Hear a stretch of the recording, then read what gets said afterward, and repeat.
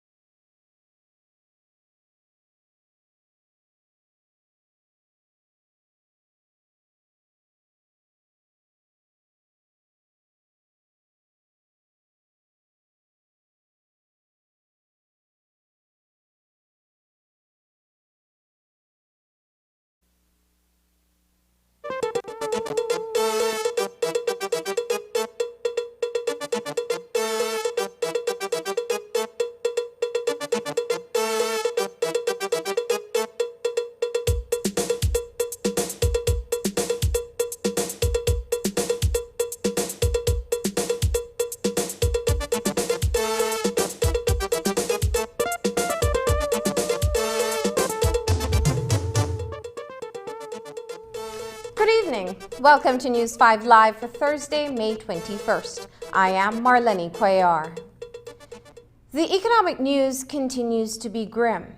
The unprecedented impact and the effects of the novel coronavirus are reverberating throughout the economy. In fact, even before the crisis hit Belize, businesses were having trouble balancing their budgets. As we have reported, this week's layoffs in the local airline industry are unparalleled as the industry struggles to survive. Public transportation was hit hard since the early days of the pandemic when the lockdown and curfew were imposed. Today, as much as $10 million in losses have brought the struggling bus industry to its knees. Here is News 5's Isani Cayetano with this report. Along the country's principal thoroughfares, passenger buses are once again on the go. Despite scheduled runs departing from cities and towns, this sector of the public transportation industry is operating at a deficit. Bus owners say that as much as $10 million was lost during the period of the previous state of emergency when they were not allowed to operate. It has been devastating. The industry has been devastated by COVID in the sense that the industry has laid off, I'd say right at the top to this point of around 80% of its workers are still laid off. We are working around 30-35%. Countrywide, the bus industry is only operational at around 30-35%. Over the last 6 weeks or so, the industry has lost a bit over $10 million if you put figures together. So all in all, the industry is taking a licking, and I like what some people are saying in Creole, with the right gravy, with the pan life support. Despite turning to the Barrow administration for assistance, bus owners are essentially on their own since government itself is financially burdened. We are at a point where we know the government is not able to help us because we've been there, we've been talking, sitting down with the people from the Department of Transport trying to see how, as the association, we can get some assistance for operators. But so far it has been to no avail. And we're trying to see, maybe like in an interview I did a couple weeks ago with Marlene from my home, that I still have a bit of hope and that maybe we can have a little sit down either with the FinSec or the PM himself. And maybe by us sitting down with him and throwing out the figures to him and letting them see exactly where we're coming from, probably then we'll be able to they'll find some way to assist us. Operating a daily bus run from Orange Walk to Belize City, Joel Armstrong continues to incur losses. Not only is his run within the curfew period, the cost of doing business when there are very few passengers on board means he also has to drive his own buses. It has been very difficult because I have a run out of Orange Walk at 4:30 in the morning. As you know, that fell under the curfew. So I had to dialogue with some people from the transport to try to get a later run so that you could feed your family, because if, sometimes people may look at a bus owner and say he doesn't have need because he owns buses and he have a lot of money, but that is not true. For Armstrong, the vice president of the Belize Bus Association, looking at the runs coming into and leaving Belize City, the commercial hub, the numbers aren't quite there. The numbers is just not adding up. And then you say, sooner or later I might have to stop running the bus because I don't have money to continue to suffice the bus run. The industry, notwithstanding the existing runs, is only running at a 30% capacity, and getting back to some degree of where it was prior to COVID-19 will also take a minimum of 2 years. The bus industry will never go back to pre-COVID. It has changed, the dynamics has changed. We can't go back to that. Reporting for News 5, I am Isani Cayetano. Since the government announced that it will be receiving its citizens who got stuck in countries abroad when the airport and borders were closed, Belizeans have been preparing to return home. One group, Mennonite businessmen, returned earlier this week, but more Belizeans are expected in the coming weeks, particularly on repatriation flights. But a flight widely reported for this Friday is not touching down, not yet. What happens when those Belizeans arrive at the PGIA? Well, health officials will be on the ground to ensure that all COVID-19 prevention protocols are followed. During today's Ask the Experts webcast, we asked the Director of Health Services about those steps to be taken. Here's how he explains what will happen when those Belizeans return either through the PGIA or the border points. Well, one of the conditions that we asked for is that we need a census. That's one. We need to know when people are going to be coming in, the amount of people that are going to be coming in, especially if it's going to be coming through the airport. And even if it's not going to be to the airport, if it's going to come through the land border, we will ask that that specific group or whoever the amount that is decided to come on a specific day comes at a specific day, a specific time, and we have all your data. So upon arrival, you will be go to a quick questionnaire, quick temperature check, because we are going to assume that all of the people are asymptomatic. If they have any sign or symptom, then they will more than likely be swabbed there. They will still all proceed to the quarantine hotel, because this is going to be a controlled, it's not going to go to a quarantine facility. And you will be there for 14 days, where our job as health is we will go and check up on you once a day or call you once a day to determine how you're doing. At day 14, we need to go and take a swab. If you are negative, you will be allowed to leave the quarantine facility. If you are positive, then that becomes your day 1 of 21. While the country continues to relax its measures and open up back the economy, the same can't be said for schools. Students are still at home doing online classes, but no face-to-face lessons. And so far, a date hasn't been set to determine when school will reopen. But the discussions are being held about what that will look like when it happens. Director of Health Services Dr. Marvin Manzanero says that the Ministry of Health has had some preliminary discussions with education officials. Among the issues discussed were the reopening and the hundreds of students from Guatemala who attend school in Belize. But what will it look like when classes resume? Will there be physical distancing or masks worn inside the classrooms? Dr. Manzanero says they have discussed these things and have offered advice based on the public health aspects, but that ultimately the Ministry of Education will make the decision. We had a first discussion with the Ministry of Education, CEO, and other managers of the different management systems in the school last week Friday, and there's one tomorrow afternoon, virtual session, because there's many unknowns in as you reopen.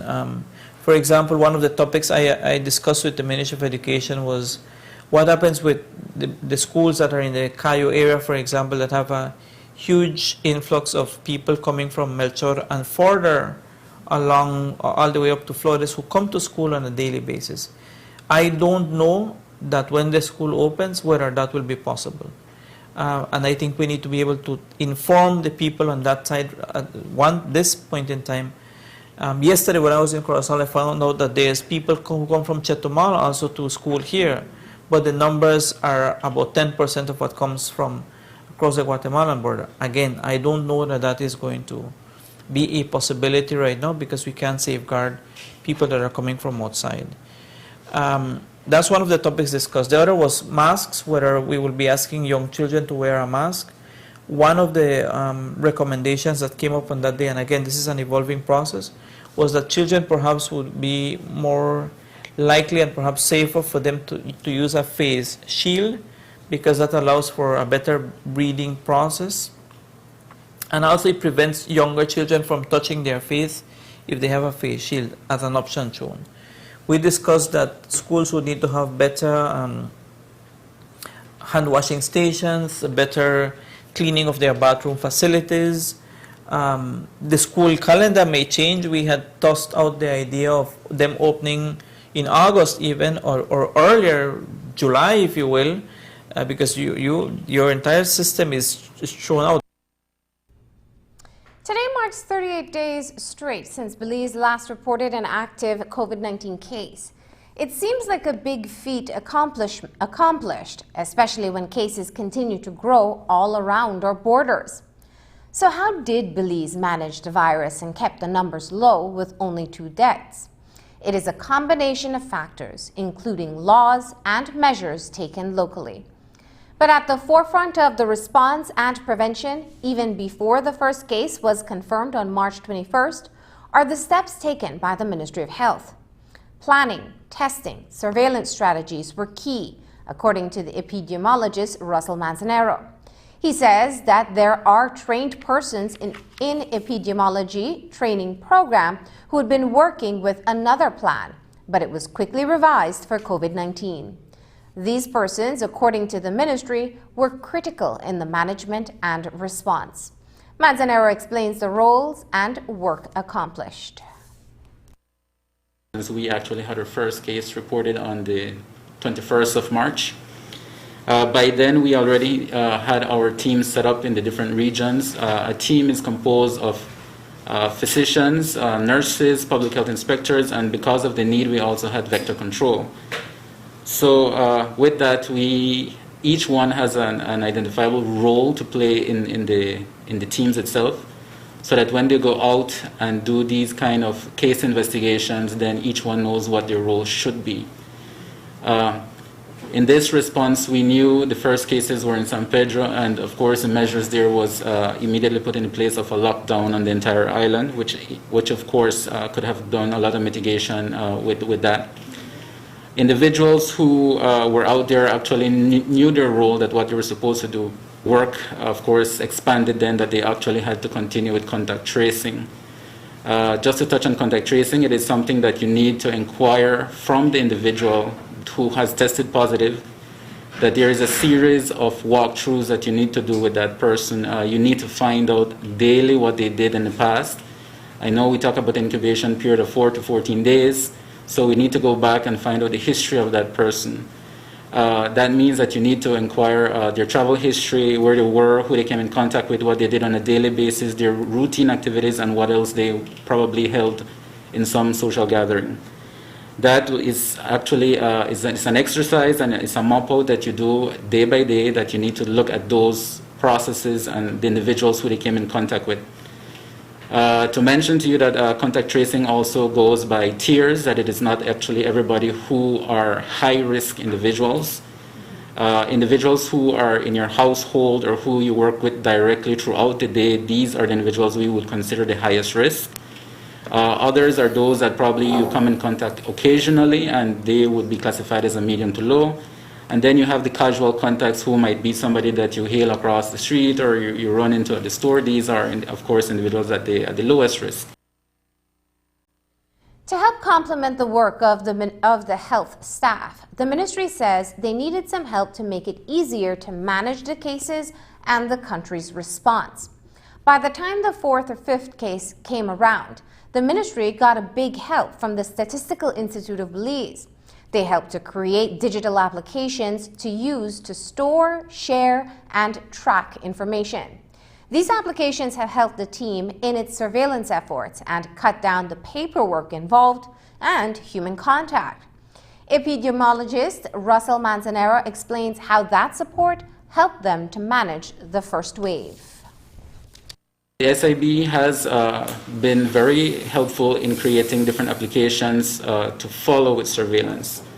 I believe a lot of it has been highlighted already, but I just want you to know that a lot of it, it does come down to surveillance and how we want to manage the cases. We do know that in countries that have managed to curve that or flatten that curve, there's a lot of technology behind it. But the technology behind it in itself is, what do we do with surveillance? How do we use the surveillance behind that to actually further identify those cases, isolate those cases, test them, and actually start the mitigation process? So indeed, there were different applications that came out that we did, that we are using. I guess just to highlight some of the few that we do know of, we have for example, to go back to when we're talking about contact tracing and these individuals are doing it on a manual basis, Along with SIB, the creation of a persons under investigation mobile version was created. This now is a version that they can actually go out and do contact tracing of those individuals under investigation without the use of paperwork. Ideally, what it does, that after you do a contact tracing, that kind of information that is being collected can be gathered, and once it is synced or synchronized at the end of the day or whenever you have the Wi-Fi available, we here at the ministry will actually get it in real time. The SIB also facilitated, along with the team here, the creation of the dashboard where we could follow those individuals as well in real time. The EOC here that was created, the operations center here, was receiving calls. I mean, in the beginning there were hundreds of calls that were coming in. And to do the triage of individuals that would be coming in as well, that was something that was being looked at. Again, we reached out to SIB to see how we could make it easier to get an application of how individuals would be calling in and be triaged so that they can actually be tiered or triaged into different groups. That was something else that we looked at, and now it is created. We also been working with the SIB to look at another component for surveillance that we used in preparation for other health. I guess it is for health systems, and see how the bed capacity that would be using. It has been finalized I guess a week ago, to see where we are. What I'm talking about is a modeling aspect, to see a modeling interface that has been created to look at when we have outbreaks again, and to be able to give a forecast of how the situation might look like in the country. A Belize Defense Force soldier found himself on the wrong side of the law this morning. He was placed under arrest by police officers on a Westline bus that was traveling on the George Price Highway. The incident was caught on camera by one of the commuters. The 30-second video shows SPU officers pushing the young soldier into the bus and forcing his hands behind his back. The soldier was reportedly placed under arrest after he got into a physical altercation on the bus with another male passenger. The soldier is expected to be charged with common assault. The matter is under investigation by the BDF. Bowen & Bowen Limited has fired 3 employees, but not due to COVID-19.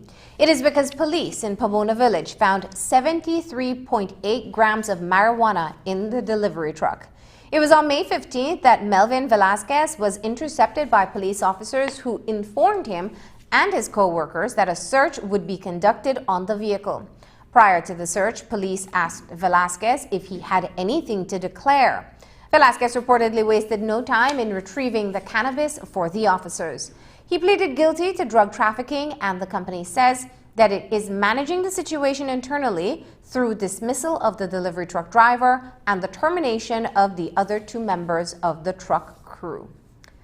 There's much more news after the break, so stay tuned. Mama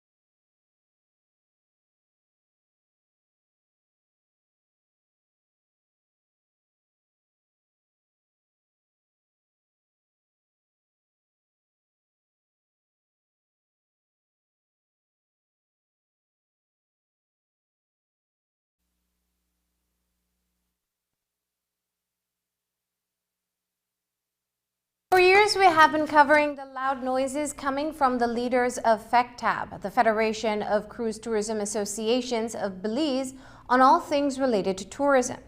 But tonight, the news is about the association itself, which finds itself a house divided. The situation began to unravel a few days ago following a mini protest here on Coney Drive because most members did not know, nor were they in support of the demonstration.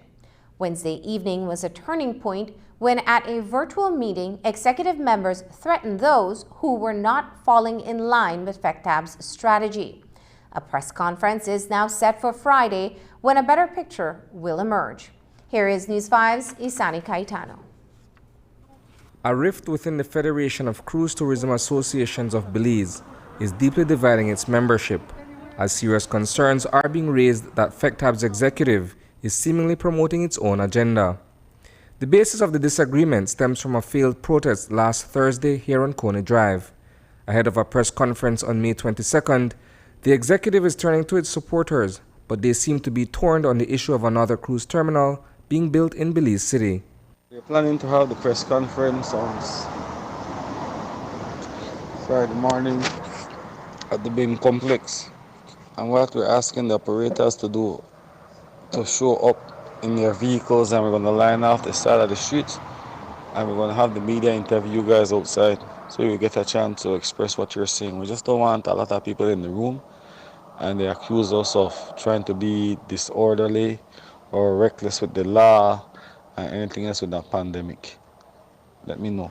That's from an initial recorded message posted by FECTAB executive David Almendaris to a WhatsApp group called Local Operators. When that request was met with concerns pertaining to the purpose of the press conference, Almendaris lost his temper and became livid that other members of FECTAB would question the motive for the meeting. Nobody asking us to be a member of FECTAB.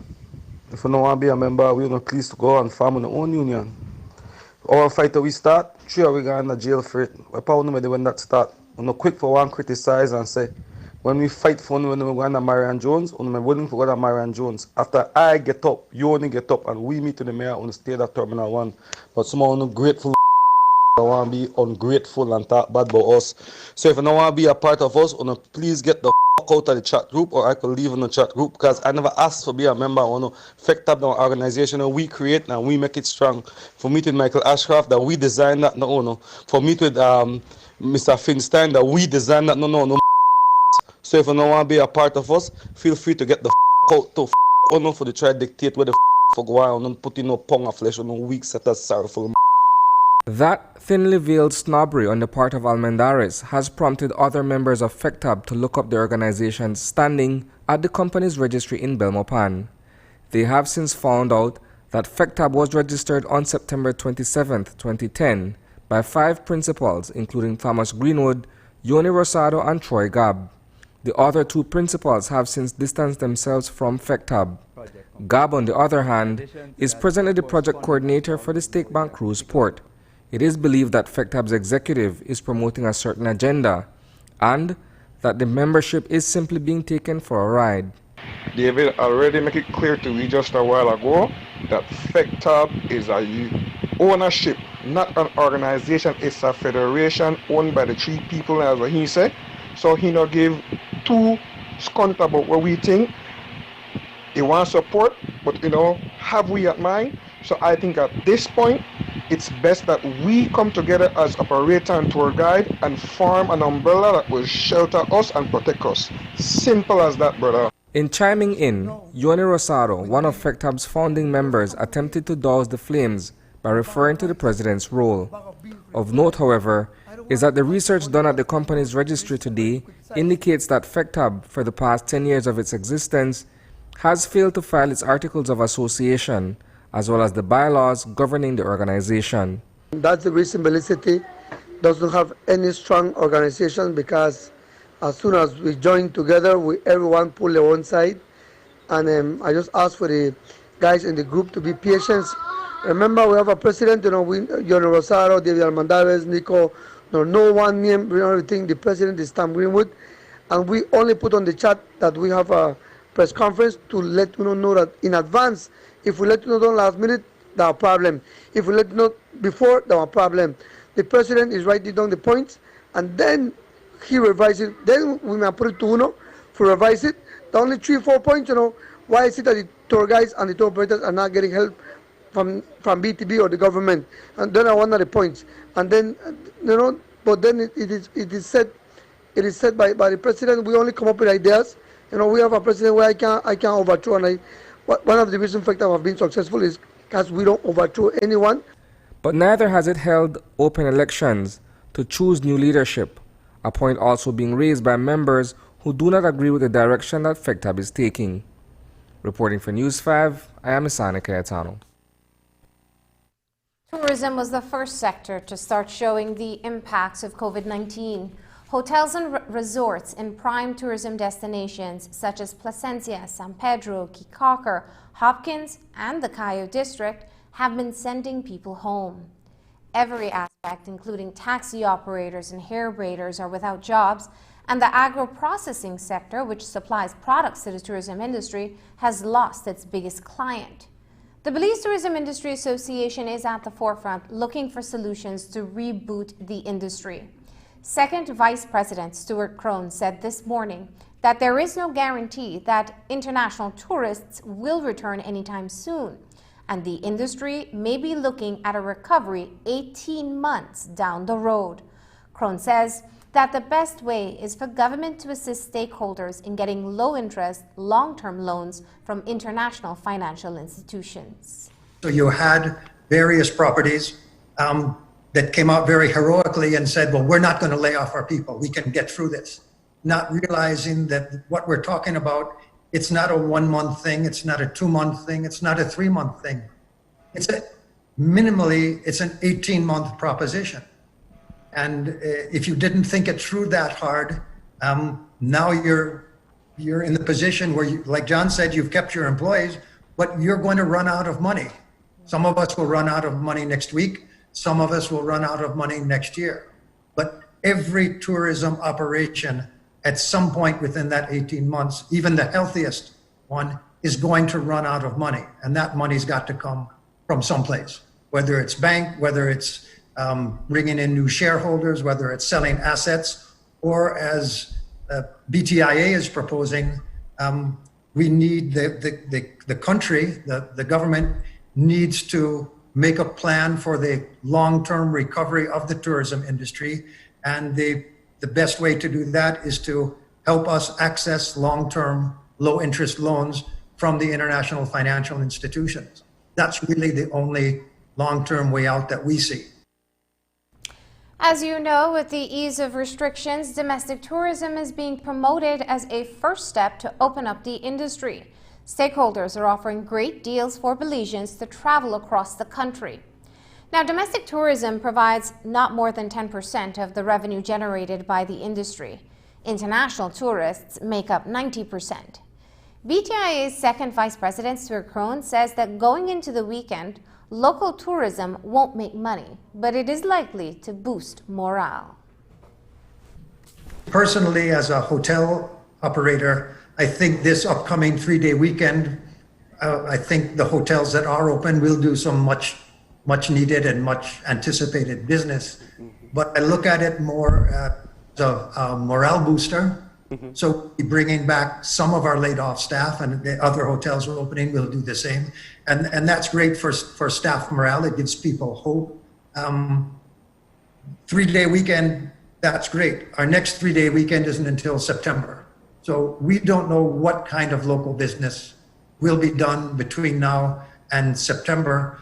I applaud the BTB for pushing it. It's a good idea, but I don't think, I think from an economic standpoint, it's going to be somewhat marginal. There may be certain areas, I would suspect Kikaker might get a bigger boost out of it, say, than San Pedro. But we're dealing with uncharted waters here, and we won't know till we find out. In this whole virus, there's a lot of magical thinking going on that we see it certainly when we turn on the news in the United States. But hoping for something and thinking that something is going to happen does not make it happen. If a vaccine was developed tomorrow, that would be the most fantastic thing in the world. But can you bet the survival of your business on a vaccine being created and manufactured and distributed globally tomorrow? I think we have to be realistic about that. And I think the realistic approach is that even if you open the airport tomorrow, we really don't know who will come. Unemployment is growing due to COVID-19, and most companies have had to offer salary cuts to employees and reduce work hours to be able to stay in business. The cuts start from the top and trickle all the way down in the first wave, and companies are anticipating a second wave of cuts as the economy continues to shrink. Now, at BTL, salary cuts have been instituted. Managers have taken upward of 20% cuts. As the staff cuts, that is under consideration at this time, depending on the economic rebound. In the case of the Belize Communications Workers Union, it continues to negotiate proposed salary reductions of 15% for non-management staff. The proposal presented by the BTL management involves a 15% reduction, which will impact more than 300 union members. The health sector has been in high gear due to the coronavirus, but like other sectors, it is also facing challenges. Even before the lockdown of the economy, the Belize Council for the Visually Impaired, better known as BCVI, closed its branches across the country, laid off its staff of 40, and closed its offices on Princess Margaret Drive. Residents lost access to the only eye care service provider in the public sector. According to Executive Director Carla Ayers Musa, majority of its revenue is from clients, and its phased reopening has been met with some challenges. We actually had been following the international trends early in March, and as you know, we get a lot of international visiting doctors, and one of those doctors was here with us, and we had heard Dr. Sanjay Gupta and these doctors that we know telling us, you guys need to make a decision sooner rather than later. So we actually closed all our clinics countrywide and our main office before Belize had its first case, before we went under lockdown, before our state of emergency. I think it was around March 17th. So since then, there have been 0 eye care services in the public sector. That was a very difficult decision for us because we understand the need for people to access affordable eye care. And so it's been a difficult process in trying to navigate through the COVID time now and the different protocols and processes. So we've been in touch with international ophthalmologists who know our situation, who have visited us before. We've developed some protocols for the clinics, and we're doing a phased reopening. We had hoped to reopen Belize City this month, but with the restrictions that the KHMH has and our proximity to them, we have to make some adjustments in terms of clinic access before we can open that. But we have opened our Dangriga clinic and our PG clinic. And I think the most important thing that we have to tell our patients is that please be patient with us. We are not able to take walk-ins the way we did before. I think this is going to be a global change. This is not just BCVI. This is, yes, the new norm. You have to wear your face mask if you come to the clinic, even if you're just picking up your glasses or your drops. Because nobody knew what was going to happen once we closed, we waited for a couple weeks toward the end of March to see what was going to happen nationally.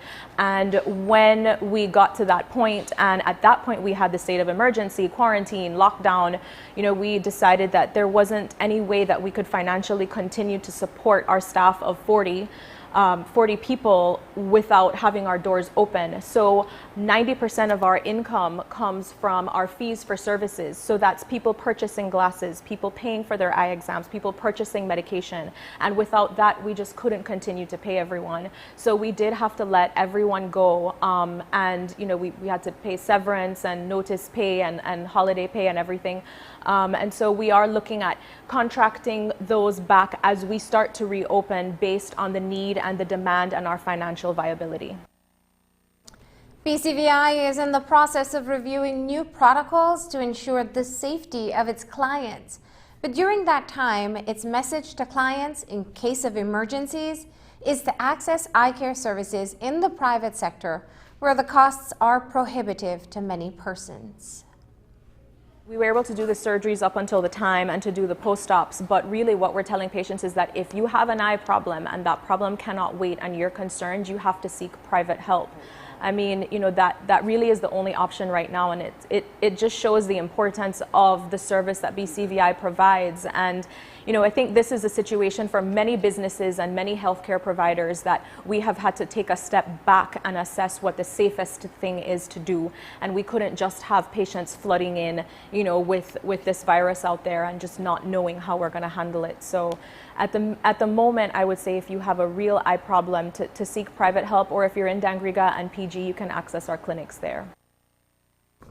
Not far away from the BCVI is the National Referral Hospital, where eye treatment is also on the chopping block. Ophthalmologist Dr. Amin Agar's contract with the Carl Husham Memorial Hospital was abruptly terminated a few days ago. The veteran eye doctor has treated thousands of persons over the more than 20 years that he's been offering his services at the KHMH. But on May 15th, Dr. Agar was verbally informed that his services are no longer needed. He was not a permanent member of the staff and was the only specialized doctor in that field that was under contract at the KHMH. With him now gone, the KHMH is left without an ophthalmologist. According to Dr. Agar, he was told that his termination was due to financial challenges at the KHMH. It was the 15th, last Friday. I was informed by the chief of medical officers that that day was my last day. Okay, and then I reconfirmed it with Dr. Thompson, who is the CEO, I think. And she said the same, that my services are not necessary, that they are not needed anymore. And I asked her why. Well, it says it's because of finances. They don't have money to pay to the doctors.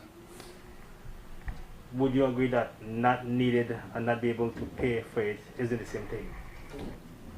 Well, I don't know who made the decision that I am not needed, but we know the people need services. I had a contract to do on call allowances to do the emergencies, and also in consultant in the hospital where patients are admitted. The doctors and other specialists call me to give my opinion on the diagnose the diseases. But of course it's needed, because if you go to the hospital and you have an acute glaucoma and the general doctor cannot diagnose it, you go blind. Apart from the injuries on the job, no? So one person is one person, no? And the thing is, the majority of people, the poor people especially, are the ones that suffer. Yeah. So we needed, of course, you need an ophthalmologist, you know. And you see it's from all over the country. We have too many diabetics also. In Belize, 50,000 diabetics, you know. You tell me we don't need, and diabetes affects the eyes. So it's their decision, and we have to respect the decision of the government, no? Yes, I know they are short of funds everywhere, but I haven't heard they firing other people from other departments yet. I think the medical sector is the first to be affected. Agar's termination leaves a huge vacuum at the KHMH.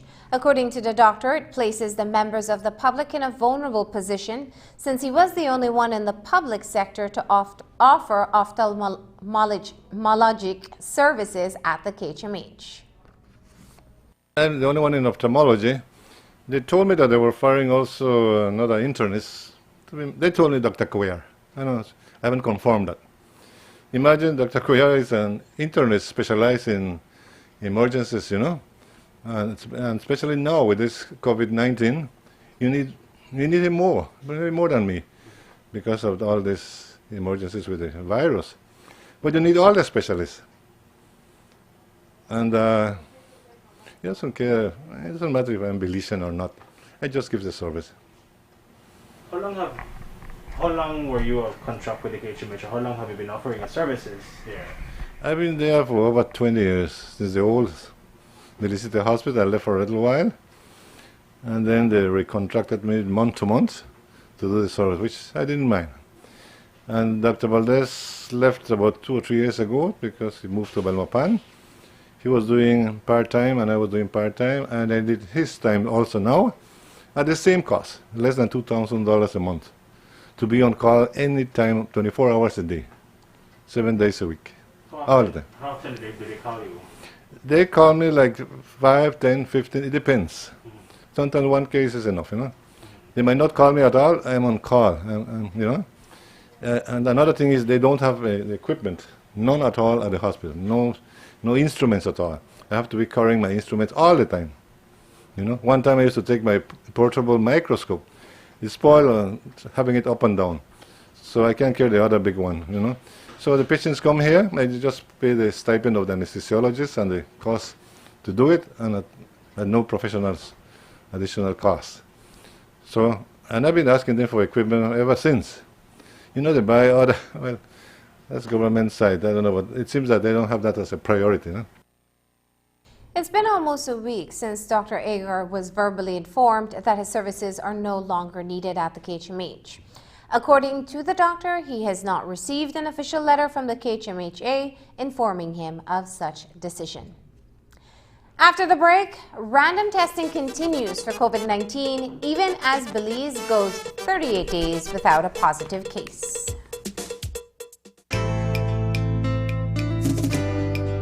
Billiken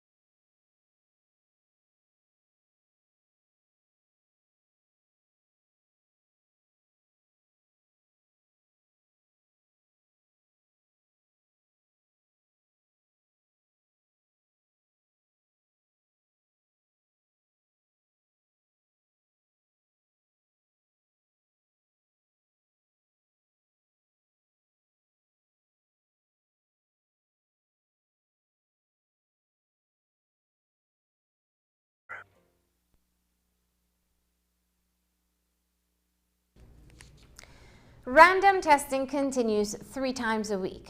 The Ministry of Health says that they're screening all persons with flu-like symptoms that show up in the health system. But so far, there are no highly suspect cases. In the coming weeks, they may be changing the approach to testing. Here's how Dr. Marvin Manzanero explains it. Well, we are now into our day 38 of having confirmed the last 4 cases. Since then, we have not had any other case. I don't think we have had any highly suspect case. We have been screening anybody who was showing up in the health system, and it can be both public and private, that has a severe acute respiratory illness or people who have influenza-like illnesses. The numbers in both of these are not really that high. We do have cases, we acknowledge that, but they are not really coming necessarily to the flu clinic. I was in Corozal and Orange Walk yesterday, San Narciso as well, to see how the flow of those flu clinics go, and we are not seeing that high number of cases that we had been seeing at the beginning of the year. Nonetheless, we have been continuing to do swabbing and testing of samples, and certain elements of random sampling has happened. Depending on what we find for the rest of the week and maybe next week, going into June, we may be scaling down the populations that we are testing. I think we're going to have more targeted approaches in terms of who we screen for COVID-19, given that they are not having significant signs and symptoms. So as you just heard, the Ministry of Health may be doing a more targeted approach in its testing in the coming weeks. The Director of Health Services says the ministry's testing capacity is based on resources available. Upwards of 90 tests per day can be undertaken, and there are 8,000 test kits in stock. We can do 90 tests per day on average. Well, it can do probably more than that, but that's where we would put it. And what's the number from Fluvencia? Total number of tests that we can do for now? For now, we're close to 8,000, 8,500, something like that. Yeah, it's closer to 8,000 as I would recall. I had seen 6,500, but supplies keep coming in on a weekly basis. So we would have the ability to do 8,000 tests. Again, and this is important because I have seen lots of people who I guess are doing epidemiology studies or mathematical studies or statistical projections saying you're not testing enough. We discussed this at length. I said last time Monday, and after that we met with CARFA during that week, that no country in the region is really doing random testing the way we are in the general population. So they're basically doing more targeted testing. There is not a magic number or a specific number of population that you would need to test to determine that you're in point of fact free. That is determined by your epidemic. On the topic of COVID-19 tests, on Wednesday, the Central Medical Laboratory received 3,000 viral swabs from the PAHO WHO Belize country office. Dr. Marvin Manzanero says that no vaccine is available as yet, despite developments being made overseas. It is similar news on the issue of rapid tests, which is an option proposed for the reopening of the tourism sector. Notwithstanding everything that's happening in terms of treatment, there is still no specific treatment for COVID-19. There are advanced stages or phases of vaccine trials, but still nothing significant. And the new data over the last 24-48 hours suggesting that even if there is a vaccine, it's still not known how much of an immunity response it can generate, so that we would not know how much protection you can get from a vaccine. In terms of testing, we're still not finding any specific rapid test that is way ahead than the others out of the more than 70 that are being studied. So for now, we remain with PCR testing. While Belize has not detected new cases in more than a month, COVID-19 continues to spread around the world, and more is being learned about the virus. Now, the virus is affecting more age groups, and those with chronic diseases continue to be at high risk for complications associated with the disease. In terms of risk factors, because this is a changing situation, we can no longer say it's only affecting certain age groups. You will see reports coming that young adults can be equally infected and be in a hospital. Babies now having rare syndromes which has been associated to viral infections. Kawasaki's disease being one, Guillain-Barré, which have been associated to other viral conditions. But it is important for us to stress two items in there. Chronic diseases such as diabetes, hypertension, and obesity are significant risk factors for complications related to COVID-19. People who are heavy smokers and have permanent lung damage, the chronic obstructive pulmonary disease patients have also having a higher risk for complications. People having congestive heart failure. And obesity, we must underscore, seems to be a significant risk factor, because even in younger adults who are obese or teens who are obese may have a poorer prognosis than people who are otherwise healthy. There's much more news after the break, so stay tuned.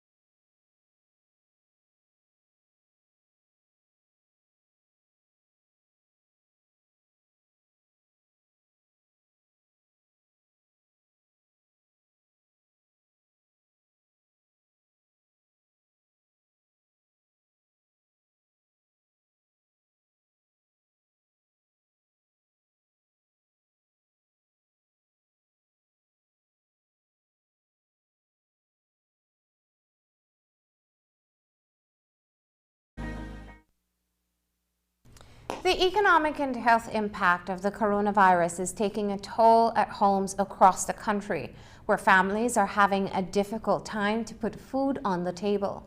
Stress, depression, anxiety are on the rise. On the occasion of Mental Health Awareness Month, we look at how building awareness can make a difference. Here is News 5's Dwayne Moody. I was a cargo agent, 27 years, and I get one sudden letter yesterday, man, that was devastating. When I tell you, I feel like you get stabbed in your chest, and it makes you feel depressed, man. This COVID-19 has come and really had an impact in all our lives, economy, family.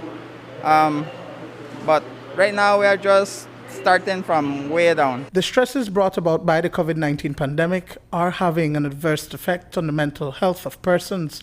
The economic inactivity, the inability to earn an income, and not being able to provide for family, these can all trigger a mental health condition, be that anxiety or depression. But there is a wide range of mental health conditions that can manifest from mild conditions to extreme cases of schizophrenia. We have everything in Belize. We have everything from the severe, from what people consider mental health like schizophrenia, to just some slight anxiety and people having trouble coping. When we look at the different age ranges, if you look at younger kids, there is bullying, there is domestic abuse as well. That follows out throughout the years as we can see. We definitely have post-traumatic stress disorder. There is a depression, anxiety that we see mostly as mental health issues because we don't really talk about something like substance abuse as a mental health issue, but in reality it is. And then we look at homelessness, we don't address that either as an issue. Mental health is a silent issue in Belize and is primarily unreported. Domestic violence statistics are most documented because that data is provided through reports made to the police. But depression and anxiety is, for the most part, dealt with internally and goes unchecked.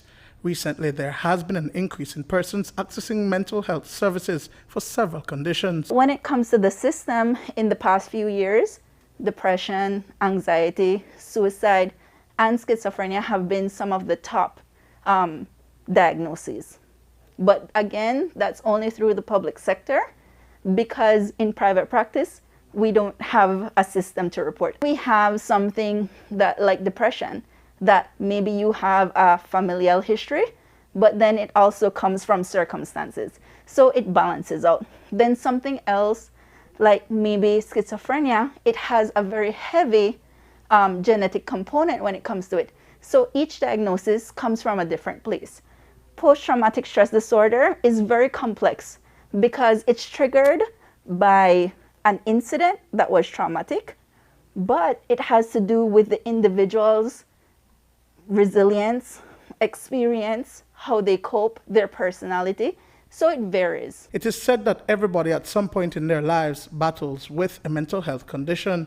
Losing a loved one, like a mother or father, can have an effect on your mental health.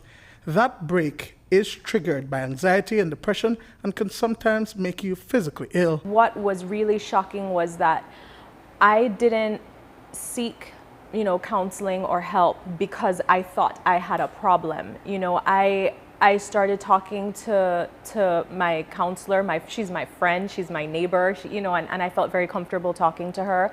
And I started sessions with her, and she was the one that pointed out that I was having this, issue with losing my dad, which I knew I was very sad about it, of course, but like people who lose family members or close friends, you cry, you deal with it, and you move on, and so that's really the process that I was going through, but I didn't realize that it was such a traumatic experience that it started to affect me physically, before I realized that it was an emotional problem that I was having or a mental problem that I was having. You know, I was just really tired all the time. I was feeling constantly overwhelmed. When I was sad, I would cry, but then I don't want to cry in front of my kids and I don't want them to see me sad all the time. You can't cry while you're at work, even though sometimes the sadness would hit me at work or hit me on the way to work, and I would find myself, okay, come on, toughen up, wiping your tears, you know, like dry your eyes, put your big girl pants on and get to work. Shaking hands, headaches, stomach aches, among other physical ailments are some of the symptoms that manifest. Sahar Vasquez, one of the founders of Mind Health Connect, which is a non-profit that provides information where persons can access help across the country, has been diagnosed with borderline personality disorder, depression, and anxiety. In her early 20s and having attempted suicide in the past, she speaks of her experience and fight through it all. I have a lot of fears of abandonment. I'm super insecure. I'm unstable with relationships, etc. You can Google it and you'll find out more. And then coming along with that is depression and anxiety. So all of that tripled together can sometimes be extremely explosive. There are many mornings where I just, even though yes, I'm taking medication, I'm getting treatment, getting out of bed is like the hardest thing that I can do. I feel like I literally feel like an elephant is sitting on my chest, just telling me I can't do it, I'm weak, I'm stupid, I'm not worth it. So it takes a lot. It's taken me a long time to learn how to fight that off and to say, you know what, that is fiction. The facts are you can't do it, you've done it, you do it every day. While most activities are based around World Mental Health Day, recognized on October 10th, during the month of May, which is Mental Health Awareness Month for the United States, much is being done to break the stigma associated with mental health. Stigma is something that we create. It's a barrier that we have. But the more we talk about it, the more open we are, we get to decrease the stigma. The way you seek help can be in so many different ways, but I think having that first conversation, sending that first message to someone and being like, you know, I feel like I'm drowning. I feel like I don't know how to get out of this. Let it out. You have to let it out. And you might not always be able to let it out where you are, but you have to find time for it. We want people to feel comfortable to say, okay, you know what? I'm not feeling too good mentally. I need to go and see a doctor, or tell a family member, you know what? I'm feeling really sad and I can't get out of bed, or feeling anxious, or I'm just moody all the time. I think I need to see someone. And then that family member or friend, without judgment, says, okay, let's go and see someone. Let's get you the help you need. Be kind to your mind, and there is no health without mental health are two hashtags being used during this time to create awareness on mental health. Dwayne Moody for News 5. The American Crocodile Education Sanctuary on Wednesday night relocated an American crocodile. The feisty young 5-foot croc got lost on the grounds of a developing resort on Ambergris Key. According to Chris Summers of ACES, the croc was taken for a health inspection and data collection before it was released into the wild. Summers says that the croc did not pose any danger to the residents in the area. Came onto a development. There's a resort just up the road up here, not far from where we live. It's actually under construction. I think they have a few of the buildings done now. And he'd wandered in there. They're not really sure where from, but he couldn't find his way back out again. And he got himself cornered in a corner up against the wall, and was just kind of sitting there just waiting it out. So one of the gentlemen there that knows us gave us a call and asked if we could come up and assist. He was only like 5.5 feet. So for an American crocodile, that's still pretty small. That's not even counted as an adult yet. So at 5.5 feet, he's like a subadult, like a teenager. But generally, he seemed pretty healthy. You know, we brought him home, we weighed him. He weighed about 35 pounds. And if he's had his proper growth rate at about 5.5 feet, he's probably around about, what are we coming into now, May? So he might be around about 5 years old, or coming up to 5 years old. Is there any possibility that he might return to the area? Into that construction site, I doubt it. I mean, he might return to that lagoon side area within the vicinity, if that's where he was trying to get access to. You know, we didn't take him far from the initial capture site because he wasn't actually a nuisance animal or a problematic animal. You know, he just got himself in a situation where he was stuck. You know, he wasn't actually causing any harm, so we didn't take him too far away at all. So yeah, I mean, it's possible that he'll return, absolutely. Coming up after the break, Healthy Living looks at another outbreak that may be heading our way.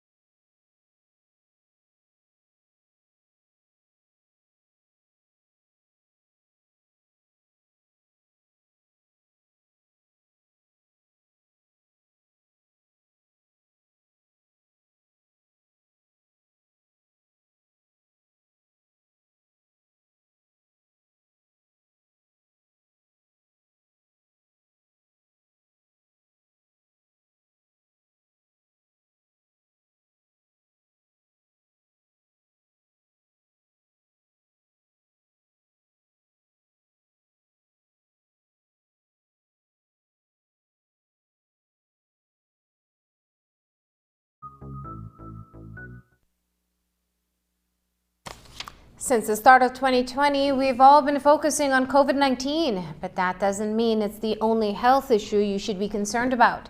There's another potential outbreak that may be coming, and we find out more in tonight's Healthy Living.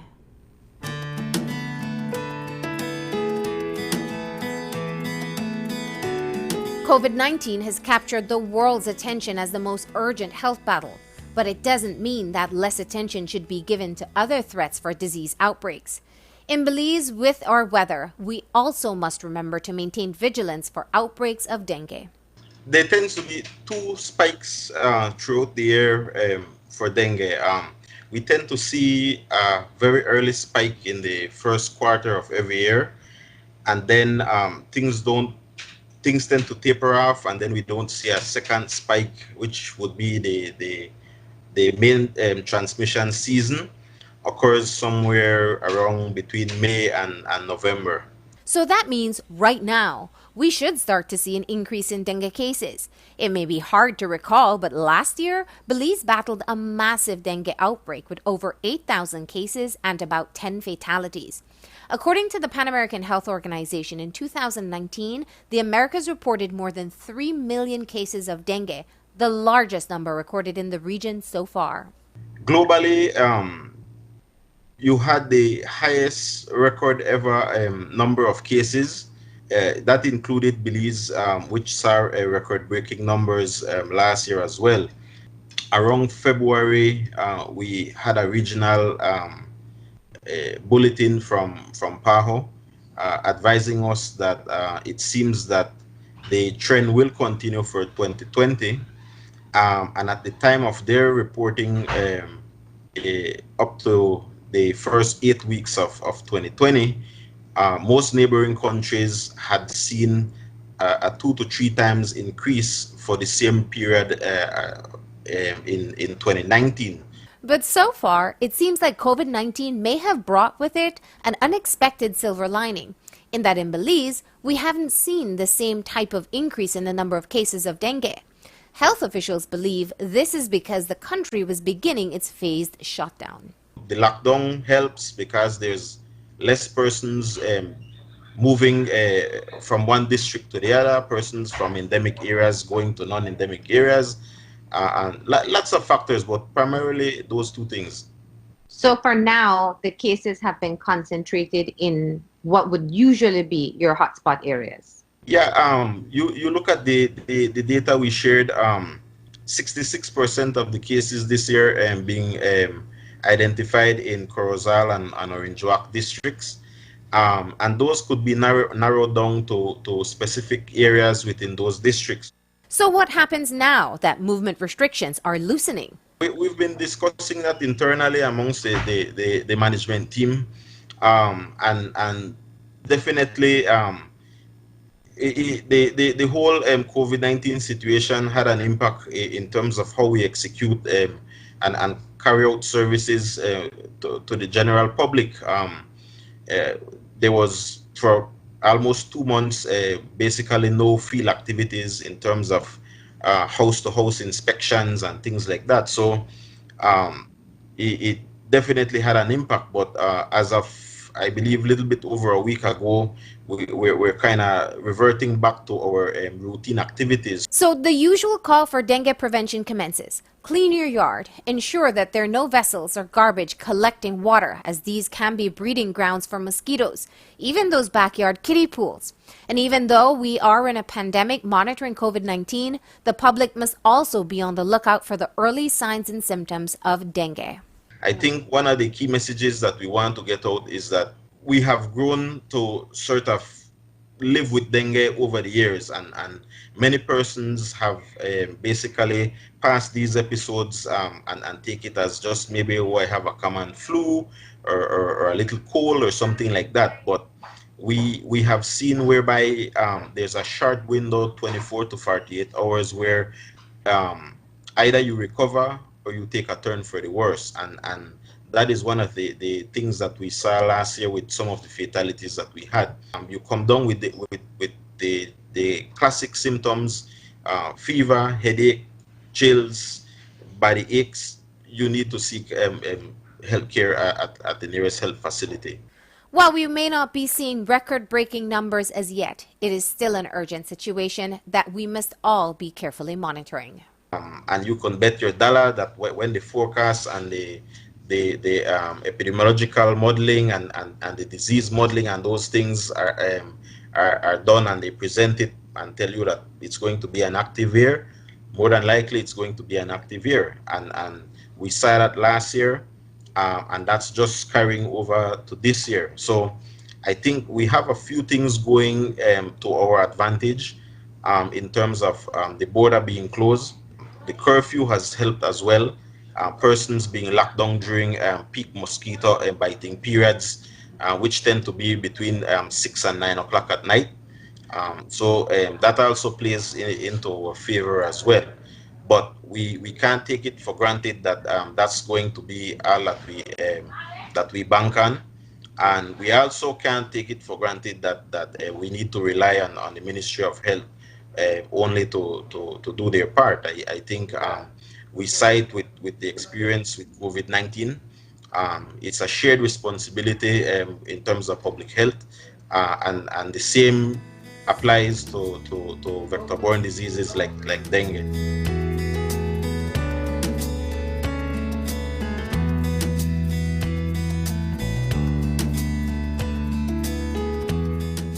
And that's the news. Don't forget that tonight's broadcast is available in both text and streaming video at channel5belize.com.